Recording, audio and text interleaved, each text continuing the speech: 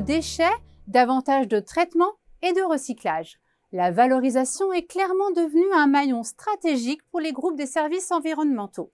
D'autant qu'en parallèle, les donneurs d'ordre accordent plus d'importance à leur bilan carbone et à leur image autour des problématiques RSE, selon cette nouvelle étude de la collection Xerfi Precepta.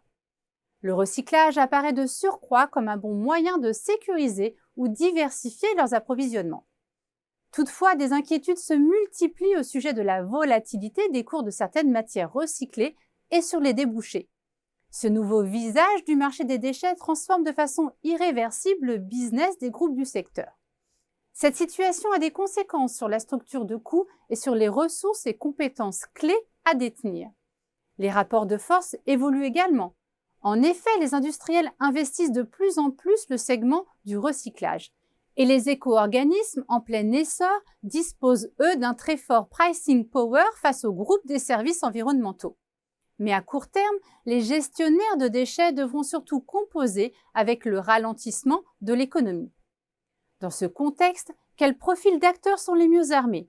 Quels choix font-ils entre croissance interne et externe, notamment pour accroître leurs capacités? Quelles sont désormais les nouvelles sources d'avantages concurrentiels? Et à quelles évolutions de la concurrence faut-il s'attendre? Pour répondre à ces questions, l'étude a détaillé les enjeux auxquels font face les gestionnaires de déchets et analysé leur stratégie de croissance.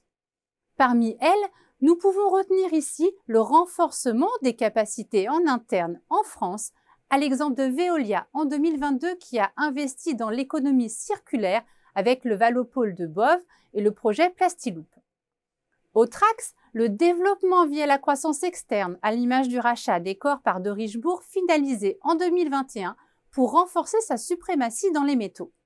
Le développement à l'international est une autre stratégie déployée par les acteurs, comme Paprec, qui s'est récemment implanté à Londres et Madrid et qui a racheté le groupe espagnol CTR Mediterráneo en 2022. Enfin, l'intégration de solutions digitales apparaît comme une solution privilégiée par des gestionnaires. C'est le cas de Suez qui a mis la main fin 2022 sur BioNTech et son compteur intelligent.